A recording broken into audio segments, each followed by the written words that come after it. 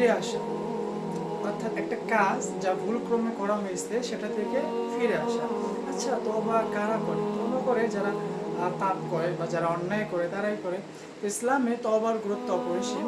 তওবা করলে আল্লাহ তাআলা নির্দেশ দিয়েছেন এবং আল্লাহ তাআলা কোরআনেই বলেছেন যে তওবা করলে তার পূর্বেকার সকল গুনাহ মাফ করে দেওয়া হয়। এটা এমন একটা আমল যেটা পূর্বে সমস্ত যে গুনাহসমূহ আছে তাদের সেগুলোকে পুণ্যে রূপান্তরিত করে। তাই প্রত্যেক মুসলিমের উচিত সর্বদা তওবার উপরে থাকা, তওবা অন্তর থেকে করা, এবং তওবা শুধু মুখে উচ্চারণের বিষয় নয়, তওবা মন থেকে করতে হয় আন্তরিকতার সাথে। এবং তওবা করার পর যে গুনাহটা হয়ে গেছে সেটা থেকে বিরত থাকার সর্বোচ্চ চেষ্টা করাই একজন মুমিনের জন্য অবশ্যই কর্তব্য।